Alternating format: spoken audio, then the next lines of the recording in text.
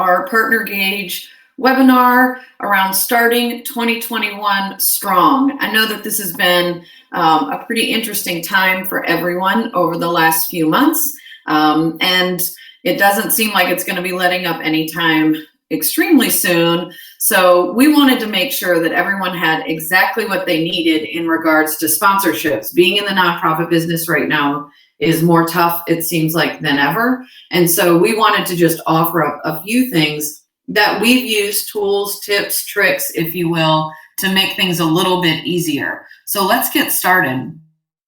So one of the first things I want to say is thank you so much for joining today. I know everybody's got busy schedules, and I know that things pop up immediately. So I want to say thank you, number one, for joining, but also thank you so much for everything that you're doing on behalf of the causes that you represent.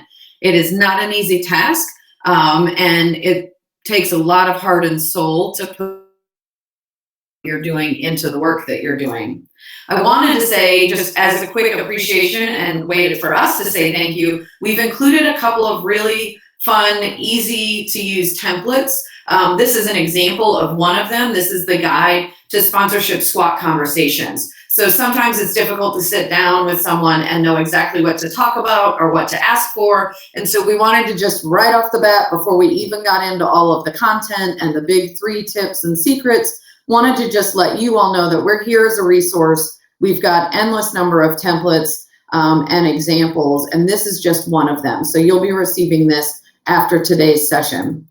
So there's a chat available for those of you that are interested in sharing and asking questions or just sharing more information about your organizations or what you're working on, or maybe what your challenges are. So I would love to know from everyone kind of what's the most painful part of sponsorships for you. I think I might be the only person in the world that has t-shirts made that actually say I heart fundraising. I know that it's not everyone's favorite thing to do, but once you get a few wins, once you find the right partners, the right donors, and you see the difference that it makes for your cause and the impact that it can have, then it really becomes something that you want to keep doing more and more of, and turning into a career, as many of us have done.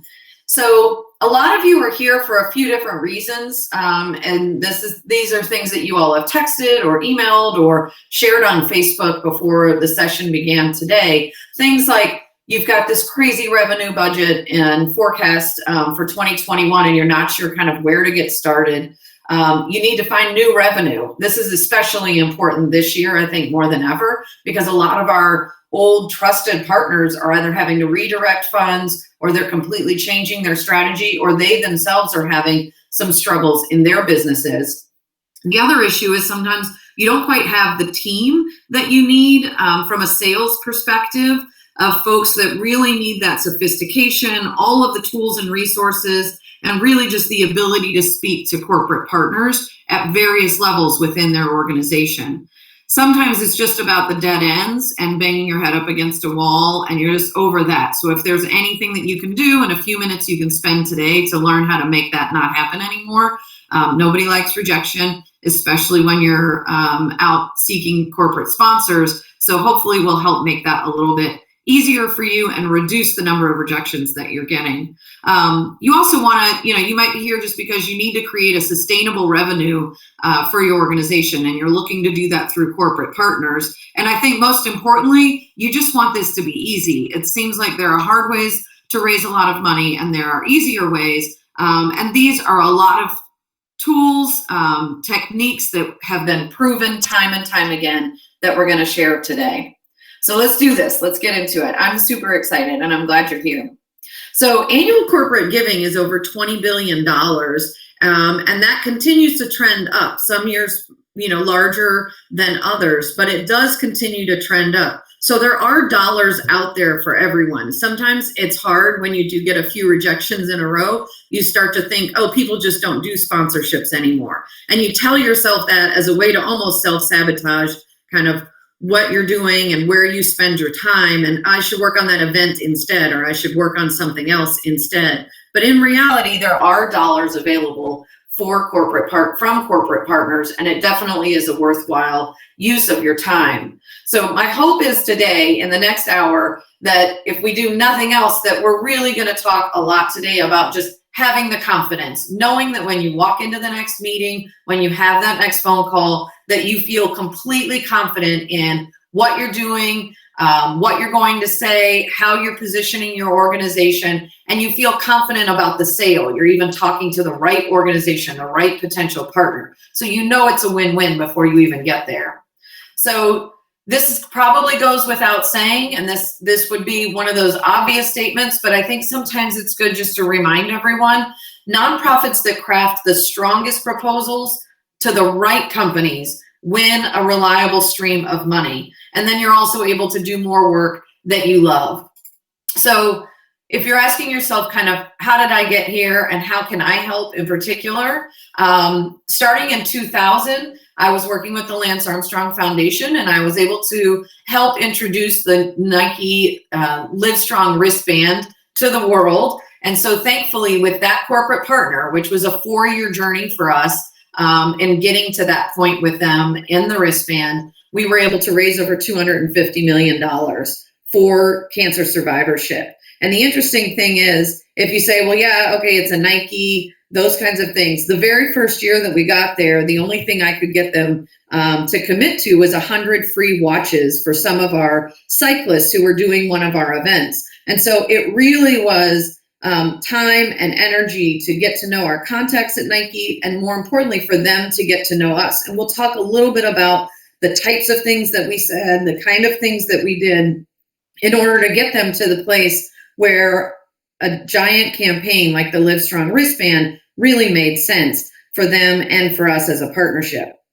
So then you ask, is that lightning in a bottle? Did that just happen once? Like, hang your hat on that and walk away? And I'm happy to report that over the last 20 plus years that I've been doing fundraising, there have been a couple of examples of where I know that these techniques work. Another one is something with Make-A-Wish. We did World Wish Day. It used to be a one-day campaign. We transformed it into a month-long campaign, a one-day to a month-long campaign. And then we also reintroduced it to sponsors, recruited new sponsors, and we were able to increase just in the first year over 750% of the results that they had the year prior on a national scale.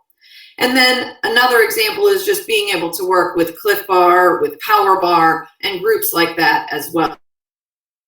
So I think the interesting thing here is, been able to maintain relationships with folks like Tanya because she knew that I was very dedicated to their business goals and objectives. And she felt like wherever I was working, she knew that I was going to make sure that it was a good fit for Power Bar and that I would be bringing really great opportunities to them.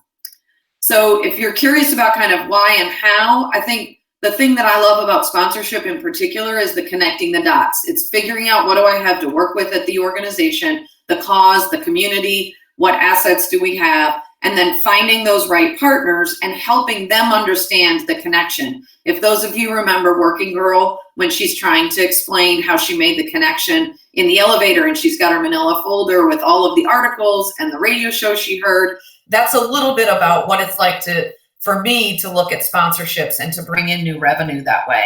I've also been getting a lot of the same questions over and over again as a consultant. And so part of doing these webinars and also part of having Partner Gauge now live is so that people don't have to wait for a consultant. They also don't have to pay those exorbitant fees, but really it's something that's available to them on demand and when they need it.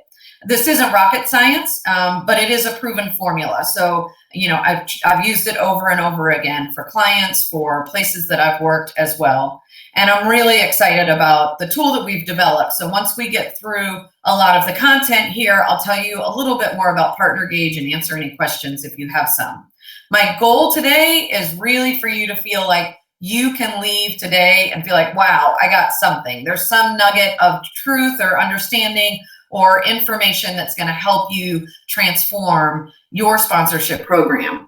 This is just a handful of some of the organizations I have been blessed to work with, everything from celebrity causes like Toby Keith Foundation and Andy Roddick Foundation to working with the National Marfan Foundation, ALS Association, and things like environmental causes like Sierra Club and others. And so again, this doesn't really have an impact as far as what is the cause? Sometimes you think people aren't interested in this specific cause, but again, I've been able to use all of this to explain to people that it will work, and I've actually applied it myself. So again, with the concept of can it strike twice? Absolutely.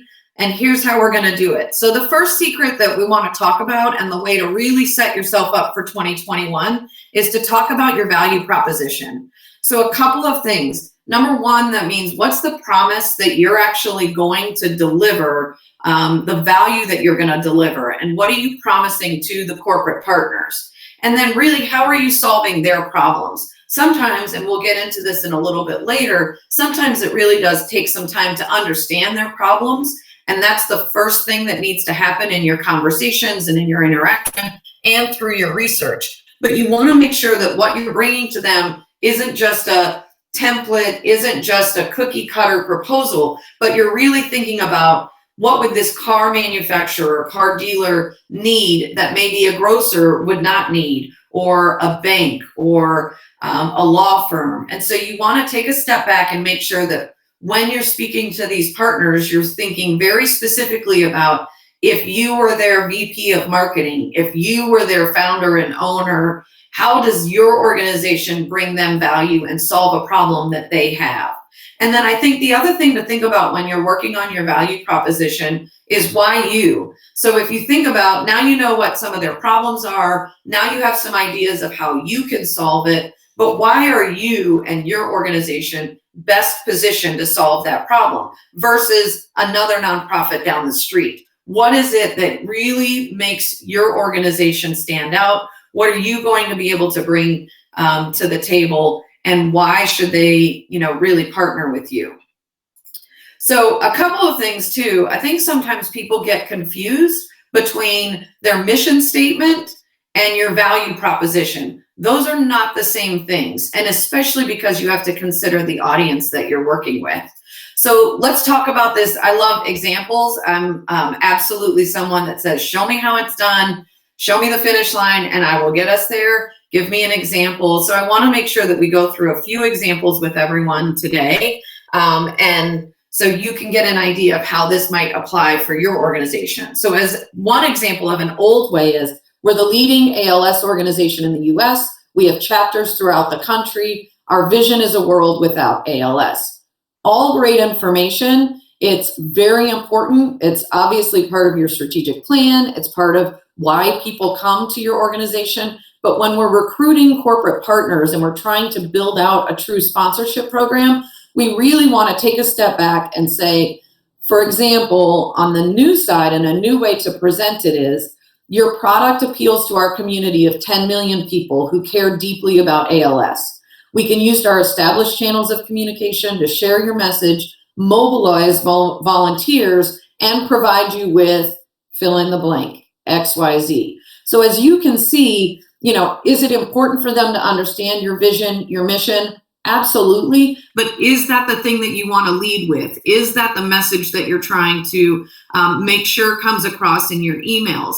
This new way of saying it, this value proposition structure is going to be a way that really catches their attention and makes them kind of sit up and take notice, and they want to learn more. And then they can dig into who the organization is, how you deliver on that promise, and the impact that you're having. Here's another quick example. We host an annual breast cancer conference of 500 leading medical experts, patient advocates, and industry professionals each year. And we also have some sponsorship opportunities available. All of that, again, great information, not bad, because we included who the audience is. We gave some indicators of the size of the audience. They know what the cause is with breast cancer, and they also know that there's some opportunities for them to get involved.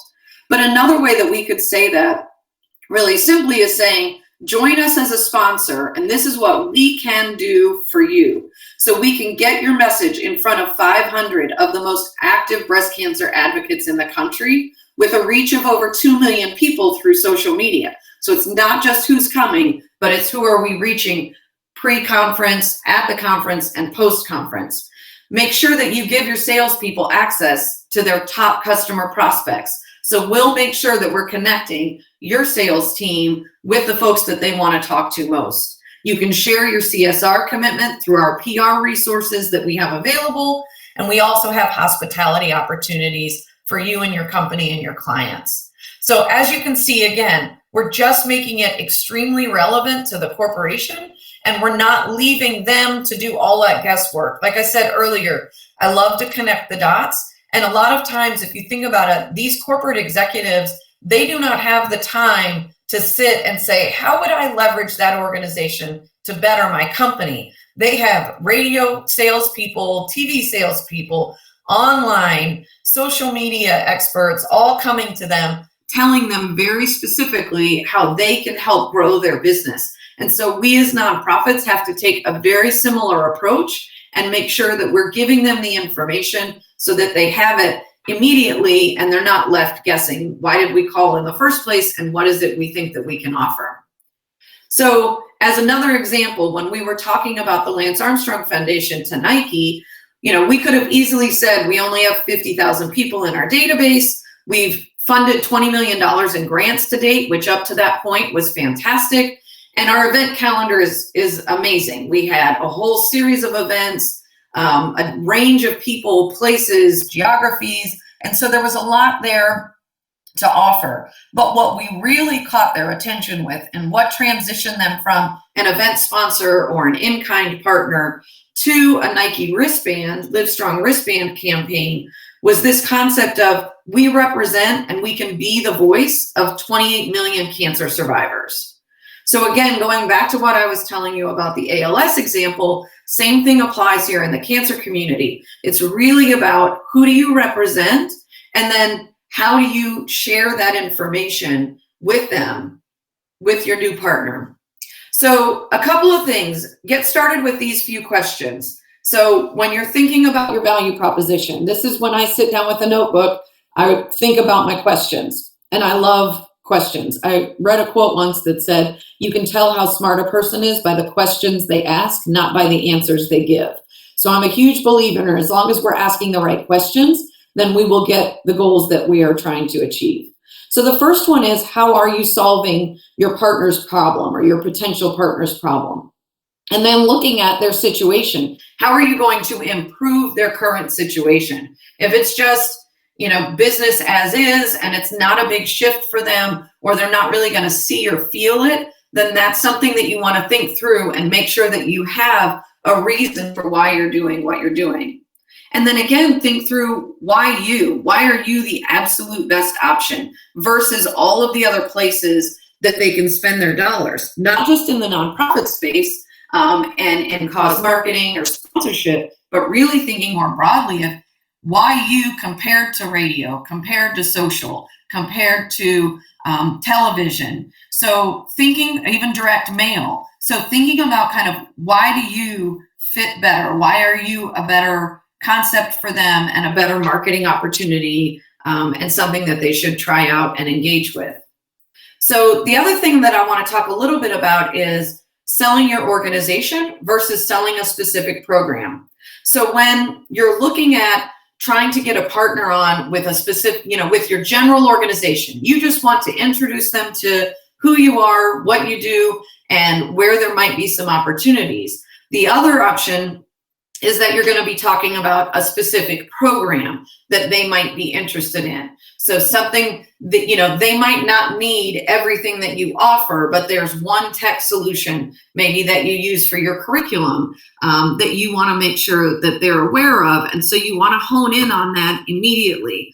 Don't give them a million options and start at a broad level. If you know for a fact after all of your research and all of your work and using all of these tools that they're really going to be more targeted than that, go ahead and start there.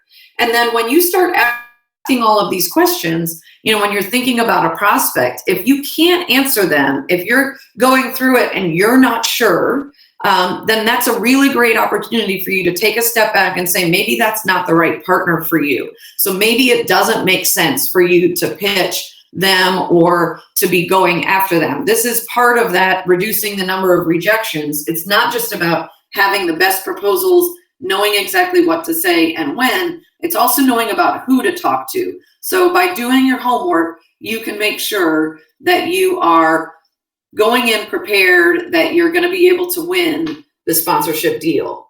So here's a couple of quick just action items.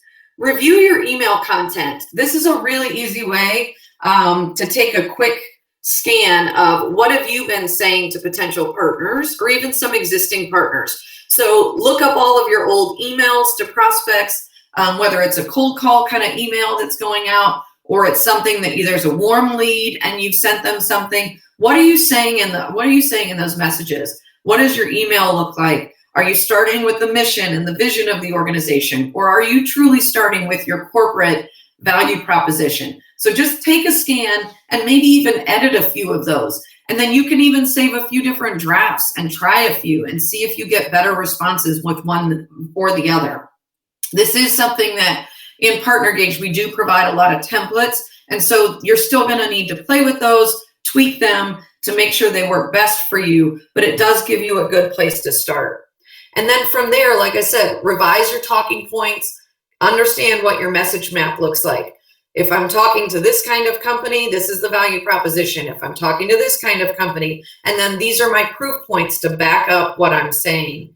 And then make sure that you evaluate all of your current collateral as well, because sometimes we tend to just very quickly pull together a folder with the brochure that the program team created or with an old deck that maybe we used for the board of directors recently. And so you want to take a step back and say, in the materials that you are specifically using in your sales process for corporate partners, are you, again, making sure that that value proposition is front and center? So the next thing that I want to talk a little bit about is just getting executive buy-in. And this is also whether it's a team of one or it's a team that you have representatives selling sponsorships nationally. It is always going to be important to get some executive buy-in. So let's talk about some different ways that they can engage. So step one, you can't do this alone. If you're finding yourself in a situation where the board has created a new budget and they've said, okay, we want you to go out and make sure that you're getting $5 million in new sponsorship revenue tomorrow, and you're a one-person shop or even a 3-person staff, the idea that you're going to be able to do that in a bubble is fairly minimal. So, excuse me. So you want to make sure that you are, step one, educating the board, the executive team at your organization, and the entire staff, and even your volunteers about all of the things that you're working on and all of the opportunities to get involved with the organization as a company. These folks can help. And you might have to get really detailed with them and even lay some things out. I've been known to stalk people's LinkedIn and then going to them and saying, you know, these 3 people, I need introductions to these 3 people specifically. So when you think about the board meetings where we sit or staff meetings where we sit and say, let's do a brainstorm. Who do you know at a company? And everybody kind of goes silent on you. Sometimes you have to do the legwork to make sure that you're coming to them and saying, I saw that you used to work for this company. Your spouse works for this company. You are connected to 3 people at this organization. Can you make me a contact there or introduce me to someone? But make sure that you're leveraging those relationships and that you're engaging those folks. Keep them excited about who you're talking to, how the conversations are going, what you're learning as you go, and that'll get them more excited as well. And then also, again, ask for their ideas, their vision, and make sure that you're really representing your leadership's priorities correctly as well. So you don't go out and sell something that maybe the programs team has decided that they're going to shut down next year, or the board has decided that they aren't comfortable taking money from a certain set of companies or a category or industry set. So you want to make sure that you're keeping in touch and you're getting that buy-in every step of the way. This is also a great opportunity to kind of share your pipeline and who are your top prospects and get their feedback on some of that before you get in the middle of a negotiation and have to make some changes. So the other thing that I'll tell you is, you know, as an example, when I started at the Lance Armstrong Foundation in 2000, for the first 3 years, our board of directors actually had a policy in our bylaws that we would never take cause marketing dollars. So if you can imagine, that means that something like the Livestrong wristband would never have happened. So I spent 3 years educating the board on the importance of cause marketing, why we had an opportunity here, and making sure that they understood and saw examples of where it was working and how it could be done well, and things that we wanted to avoid too, and discuss risks with them as well, but really got them on board and got their buy-in. And then because of that, in January 2004, that's when the wristband concept was launched. And because we had that policy change. So again, don't let any of these things stand in your way. Make sure that they're on your side. Some of us will have board members and executives that will be completely engaged and excited. And there are going to be folks on the other end of the spectrum that maybe they're involved with the organization from a programmatic standpoint, and fundraising and corporate outreach is not as exciting for them, but it's still important to make sure that they're bought into what you're doing. So what does it even look like? How can you kind of structure your program? Because if you're going to set and then reach those big goals in 2021, this is going to be a big first step. For me, one of the first things I do in January is development committee meetings, board meetings, making sure that everybody's on the same page as far as what we're trying to achieve and how they can be involved. So make sure that you're incorporating messages for everyone into your proposals. I will get quotes from some of our board members to include in the proposals. I will also ask them questions about, have you used this company before, so that I can mention that they're a client. And then also make sure that, again, you're reaching out to some specific board members to kind of review your strategy, take a look at that prospect list, and then see if they know of anybody else that should be engaged. And then absolutely invite your folks to meetings that you might have. Even if they only say once every 10 meetings or every 20 meetings, the fact that you're inviting them, giving them an opportunity to really hear the flow of the conversation, get more comfortable with how you're asking, what you're saying to these organizations. It's just another way for them to engage. And they're all there because they want to make an impact. And so this is another nice way for them to be able to do that. So when you're also looking at sponsorship sales from an executive standpoint and things that you can get them to do, so correspondence from the CEO before and after the meeting. So not just your board, but from your executives. Maybe just letting them send a message to your point of contact, or maybe even a level up or two if it's appropriate, to say, we're so excited that we're going to be meeting with you. Rachel's excited about the conversation. We've been doing our homework. Can't wait. Also, just to make yourself available. If there are other questions that you have after the conversation, please feel free to reach out and let me know. And then also just demonstrates that you're making that company a priority, that you care that they're coming on as a partner, that you recognize it, and that you are going to know if they're a yes or no. And then you're sharing that information with your organization's community, and then also with your board of directors and the rest of the staff. So the other opportunity with executives on the buy-in standpoint is just making sure that paths cross.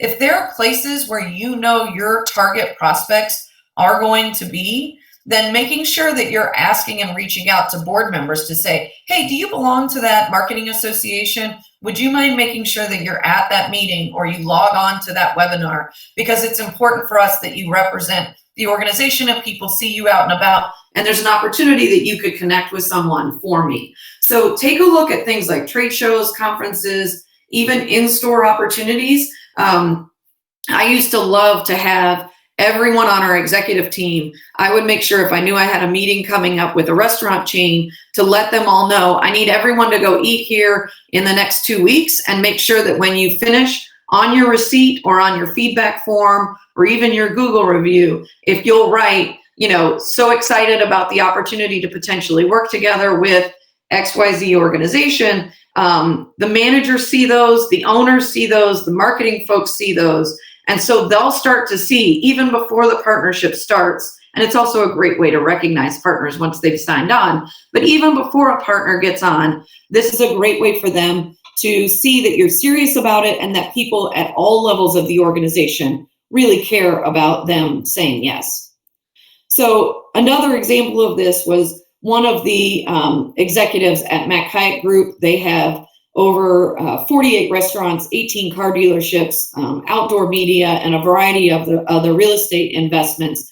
And the feedback that we got from Jeff, just talking to him about what do you love, what do you hate about sponsorships and about pitches and proposals, and getting outreach from different profit organizations. And his first thing was, if you're just sending me a cover letter and some glossy flyer or a nice deck, then just expect a failure, because you're not really getting to know me. You're not really getting to know our organization. And so this, again, is a great place where you could be engaging your executives to reach out to different folks at all different levels within a company. I've interviewed everything from janitors to sales folks to even contractors that have worked for an organization before I even get that first meeting. So you want to make sure that you understand what might be of interest to them going in, and definitely leveraging everyone on your team to make that happen is important. So a couple of action items in regards to secret number 2, or tip number 2, make sure that you are reviewing your proposals and see if there's a way for you to incorporate some executive touches, and then add a leadership strategy for each prospect. So a lot of times what we do is we tend to say, I'm the account owner to reach out to Subway, but then we don't take it a step further and say, who else at the organization, either internal on staff or external as volunteers or leadership volunteers, could I also engage in my outreach to Subway specifically, or to whatever company specifically? And so think about who might be your executive contact for each lead, and then have the conversation with them. What are they comfortable with? Who's super interested? Who wants nothing to do with it but just wants to be updated?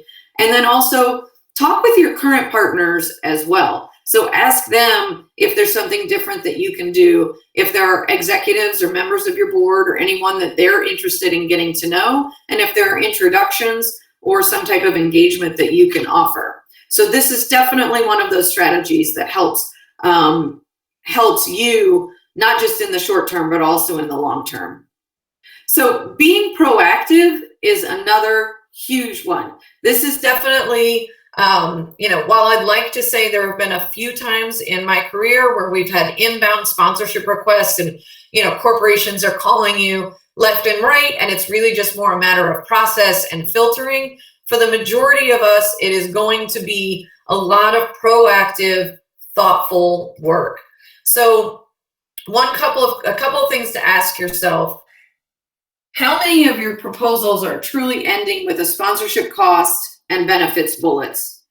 And are we all just kind of putting that discussion slide in there as a token, but we're not really having a conversation with them? We're not really getting to know the individuals that we're talking to and what they need. And we're hoping that that kind of leads to a close. So if you can imagine our proposals, right? They start out with mission, vision. We talk about our amazing event. We talk about all of the fun things that are going to happen there. We talk about the benefits that they get at the various levels. And then we leave this kind of blank Q&A discussion slide at the end. And then we're expecting them to walk away and say, yep, that sounds great.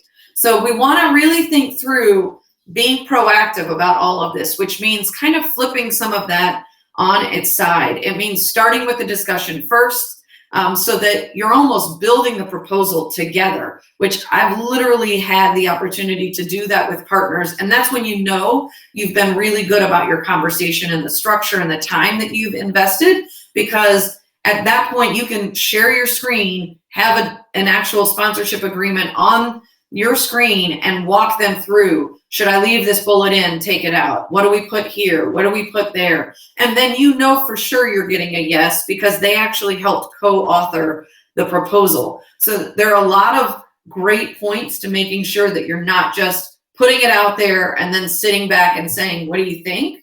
And then the other thing that we tend to do a lot is we put our contact information, and then we hope that they're going to be the ones to reach out and call us. They're not typically. And so you're going to have to make sure that all your old sales tips and tricks about making sure you're going for the close, making sure that you have your next meeting or your next call set up, you have to make sure that you're the one that's following up with them, that you're keeping things on the right pace. So you also want to stay in control of the conversation and make sure that things are flowing, the information is flowing right, that statistics or any kind of insights about your community are all correct. So one of the things that you're trying to do with this during even your sales process, they're getting to know you. They're getting to build a trust relationship with you. Can they, when you say you're going to call on Friday about a sales process and a follow-up call, do you make that call? Do they, are you doing what you say you're going to do? If they have a question about your clubs or your numbers or your impact, are you giving that information as an immediate follow-up so that they know if they ever were your partner and they needed you for something, that they could rely on you? So you become a big resource for them. And during this sponsorship sales process, that's where they're starting to get to know just how big of a resource you can be. And then also, I think a lot of times we tend to only give people one way to respond. So this idea of, are you in or are you out? Or even if you look at levels and you say, we've got a $100,000 level and a $5,000, which level do you want? So you want to also think about, a lot of times a yes could be somewhere in a range. And so a spectrum there. You don't want to just make everything so final that it's a yes or a no. You want to kind of say, does this make sense? Does this, is there something in here that seems like it could be a way for us to move forward? So keeping the conversation open, giving them lots of opportunities so that you all can get creative together. And then the other thing with that is patience is a virtue, which I have to remind myself often. But don't rush this process. Again, like Nike, it takes years. And in some cases, it could take a decade to get to that place with an organization and a partner. But you want to make sure that you're keeping the dialogue going on a regular basis. You also want to say, if you feel like you're stalling out and you feel like maybe they need one more push to get past that close, you might even say, would you be interested in talking to one of our longtime partners? They may be able to answer questions that you're thinking about that I haven't answered, and make sure you've got those folks in the queue that are willing and able to kind of speak about the cause, speak about the organization, and even speak about you as a representative and a potential team member. And then also expanding the group as well is another opportunity. Don't be afraid and think that that's going to slow the whole process down from a sales perspective. Sometimes that's exactly what you need, is the opportunity to bring more folks in. Sure, I'd love to talk to the marketing team. I'd like to talk to a product development team. I'll talk to your HR team. Anyone that you think might be relevant to the conversation, invite them. And that way they too can be a part of what you're doing and get to know you and possibly help close the deal. So along with that too, the other thing with that is patience is a virtue too, because if you're pitching an organization and it seems like you're still getting rejection after rejection, or it's just not quite the right fit, keep in touch with that individual, keep in touch with the company, because you never know when their situation may change. This is an example of a local Austin-based liquor company. They started, for the first 5 years, they weren't doing any kind of cash sponsorships. It was all product donations, which worked great for a lot of situations. But eventually, they were actually bought out by a much larger organization who immediately was investing in sponsorships. And so the fact that we had an ongoing relationship from an in-kind perspective, we were one of the first people to get a cash sponsorship because we had kind of stuck with them all along the way. They knew us, they knew that we were going to work on their behalf, and then they knew that the impact of the dollars that they were going to be contributing both for their organization as well as for our cause. Also, think about your stewardship strategy that you use for major donors, for annual fund, for donor retention. All of those same strategies, just like a sales strategy for another for-profit organization, all have applicability here. So how and when can someone get to know you? Where are you going to be at that a sponsor gets to hear about you, meet you, hear you speak, even in a newspaper or online, read an article about another partner that you just launched and how you're doing great things together. So how and where are your prospects going to hear about you and get to know you? And then when can they actually activate and engage? Do you have an ongoing opportunity? Is it something where it's cyclical and it's school year based? Those kinds of things are important to be able to share and educate your potential prospects and your sponsors on. And then what's their timing? So be really aware of, it's one thing for you to have your own timing of what makes sense for your budget, your program year, those kinds of things. But it's really important for you to understand their timing. What's their busy season? What's their slow season? So getting to understand who they are and making sure that you're reaching out to them when it's appropriate. And I immediately, during some of those first conversations, say, tell me about your decision process. How long does it typically take? What's the shortest? What's the longest you've ever gone? When is it most comfortable? When do you have executive team meetings or development team meetings so that we know to make sure that you have what you need in order to meet all of those dates and deadlines? And then what else can you do to get to know them a little bit better? Their customers, their employees, even former employees. So making sure that you're taking the time to do some of those things will really make a big difference when you're sitting across the table or on a Zoom call with someone. And then remember, and someone told me this years and years ago, people buy from people. So companies don't just buy from organizations, people buy from people. So you want to make sure that you are taking the time, just like a major donor, to invest in the individual that's representing that company. You know, your job is to absolutely make that person shine. You want them, ask them, what's your end goal at the organization? What department do you want to be in? What position do you want to be in? Where do you see yourself in 5 years? Because you can then become a partner with them to make sure that if there's an opportunity for you to help make that happen for them, then that's something that they're going to remember down the road. And really, it continues to build that ongoing relationship and dialogue. So a couple of things, helping your potential partners understand you. And here's key steps for success. Make sure everyone's agreeing to different benefits, that everyone understands the schedule, yours and theirs, and then also talking through the campaign and kind of the delivery. So once you've gotten through all of these sales processes, again, carry it all the way through the kickoff and make sure that everybody's on the same page and that you're all moving in the right direction. This is another opportunity with all of this, is making sure that you're having kickoff meetings. And even if it seems silly and it just is you and one other person from the company, it makes sense. You just want to go through the agreement again. You want to make some commitments. You want to hear what they're going to be doing and what challenges or questions they might have off the bat. And make sure that together you're building a really comprehensive project plan that you can then share internally as well. So a couple of, just a reminder of all of the different secrets and tips. Really knowing your value proposition. If you do nothing else after today, please sit down, think through what are you going to say to the very next prospect that sits across a call or a meeting with you. Make sure that you have some executive buy-in so that you can really take your sponsorships from some of the smaller amounts that maybe you've been achieving in the past, or if you're just now starting to build a program altogether, that executive buy-in will allow you to build something that's really meaningful. And then be really proactive with your next steps in order to close the deal. And again, that's not just proactive through the sale, but it's all the way through kicking off the project, checking in with them, and really serving as an account manager throughout the campaign cycle.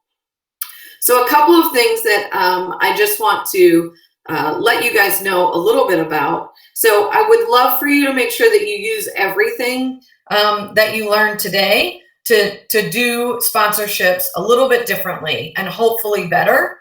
But sometimes it's not just a matter of like, I need a tweak, I need to just change this. If I do this one thing, it's going to make a world of difference. You're actually looking to either build something from scratch, or you're looking to say, it's only 10% of our revenue. I want it to be 50. I need a guideline or a roadmap to get there. And so that's really what my partner Daniel and I created Partner Gauge for. So I'm super excited. It's an online tool. It really is all about transforming your program, transforming your team, and making it super affordable and accessible. I've raised over $1.5 billion for charity in the last 20 years. And I had an epiphany that if I really want to start hitting that 3 billion, 5 billion number, it's all about taking what I've learned to raise that 1.5 and sharing it with more people so that they can raise more money. And so that's really what we've done with Partner Gauge. So it's a repeatable system. There's templates of proposals and, like I said, emails. Everything that you need to actually get started is all there. And we've tried to put everything Excel or Word so you could just download and actually use it. It's not all just in a lot of PDFs that you then have to recreate. And really a lot of this is to help you not chase after dead-end leads. So there's a research tool built into it so that you can be more educated about who are you pitching and are they the right person for you to go after. There's also a list of assets, so it'll help you figure out exactly what are the assets that you have to sell. I was able to work with an organization once and package up their volunteer program, which they had never had a sponsor for before, and get a 6-figure deal for that. And so being able to just take a step back, not look at your typical assets, but think about things a little differently. Partner Gauge is really the opportunity for you to do some of that thinking and to have some, like we went through today, examples and best practices as well. And then again, we include some of the basics like a sponsorship template with some different provisions so that you can, once you get to the yes, you can turn that around as quickly as possible.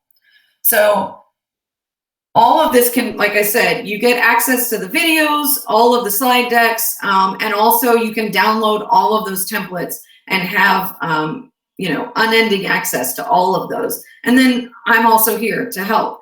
And we have a team of folks that have been working on sponsorships for decades. And so they're also available to answer questions or to just review proposals or do anything that might be helpful and keep you moving forward.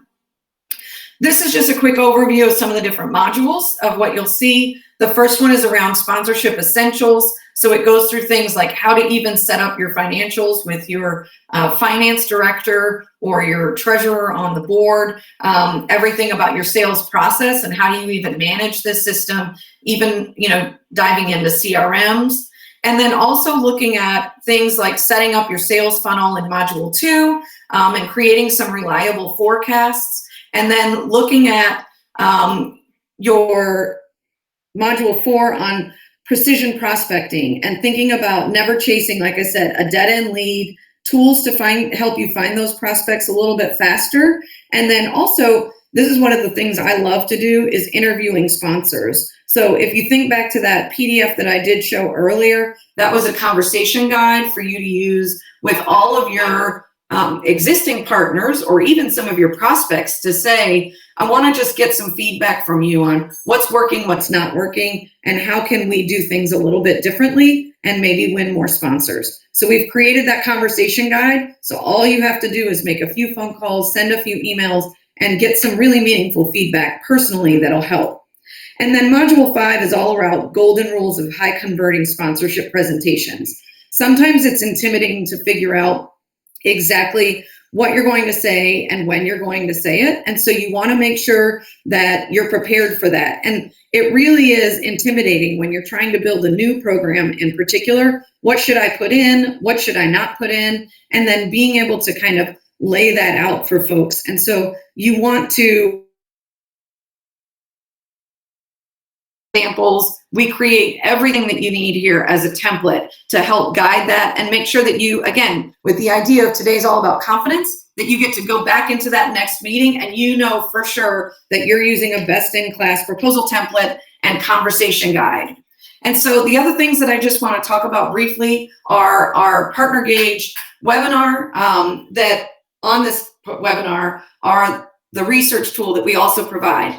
If you take a look at this graphic about research and what it has traditionally looked like, this is the amount of work and time and energy that goes into researching one corporate partner. It's multiple websites, it's phone calls, it's databases. And so you're constantly trying to identify each of these things and go through and read them about a different company. What we've done at Partner Gauge is simplify that with just one easy click research. And so it's saving you money, it's saving you time, and in the end, it'll increase your revenue.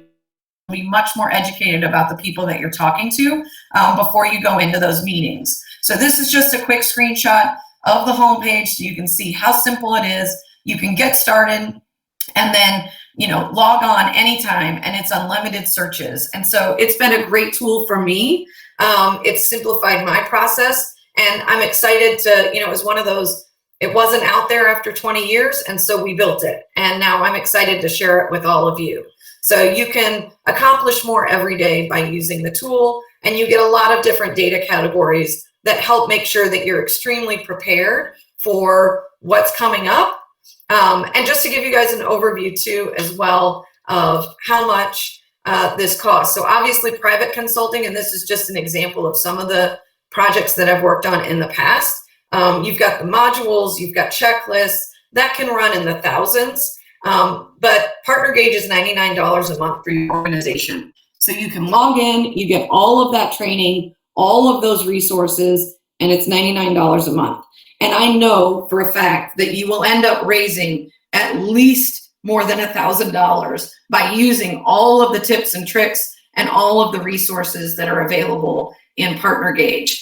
I also wanted to just let people know I'm happy to do an individual strategy session. So if someone signs up and then they want to schedule a time with me to go through your value proposition, let's brainstorm, let's do it together. If you want to talk about your top few prospects and the strategy that you're going after, let's do that. So I'm here to help. I'm excited to make it a usable system for you. And I would love to even just discuss some of the things that we've been talking about today. I'll also throw in a signed copy of my book that was published with Wiley Publishing about the Nike wristband experience. And it really breaks down a lot of things about how to build the team, how to build the brand, how to do the outreach and find the right partners. And so I would love to share even some more in-depth knowledge with you at that point. With all of this being said, I'm, again, very excited that everyone has been able to join us. I think there are a couple of questions that have come in through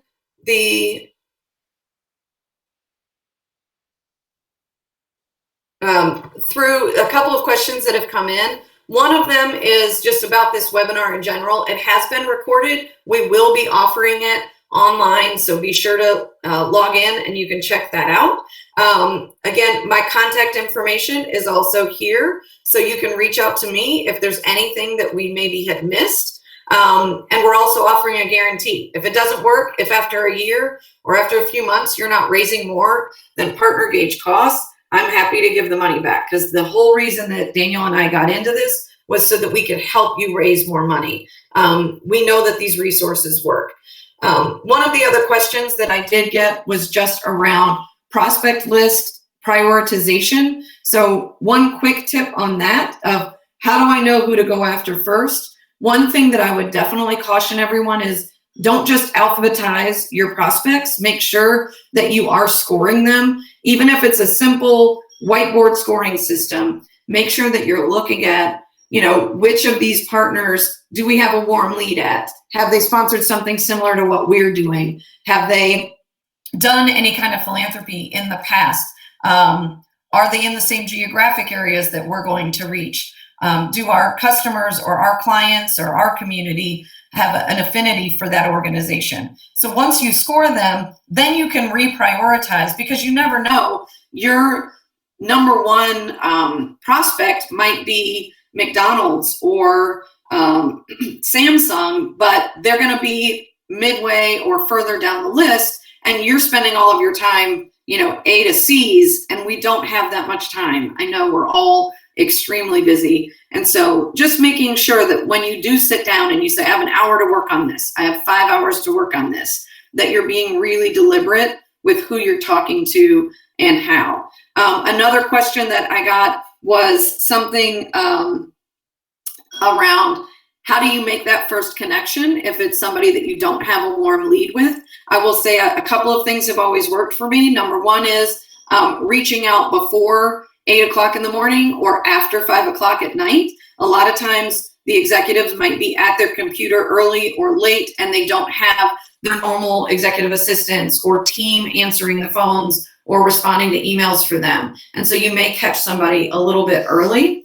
And then also another way to do it again is reaching through different methods. It could be something as simple as going through Twitter or social media, LinkedIn in particular, making sure that you're sharing some articles with them. I always like to be of value before I ever even ask a question. I'm sending them an article I read about a pest control business in Idaho that I think that might be something they might be able to try here in Texas.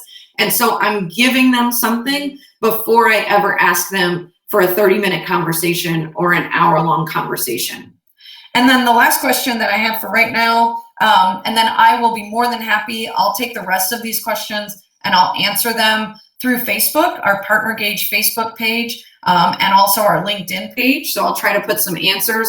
And we also have a Partner Gauge blog. So keep an eye out for some additional follow-up from this meeting on there, and answers to some of the other questions that were asked. I'm sorry we didn't get to everything. But wanted to make sure that I just say, again, thank you so much for being a part of the Partner Gauge webinar. I hope that these 3 tips and secrets have been really helpful. I wish you all the best of luck with everything that you're doing on behalf of your organizations. And if I can ever be a resource, please don't hesitate to reach out. Thank you so much and have a great afternoon.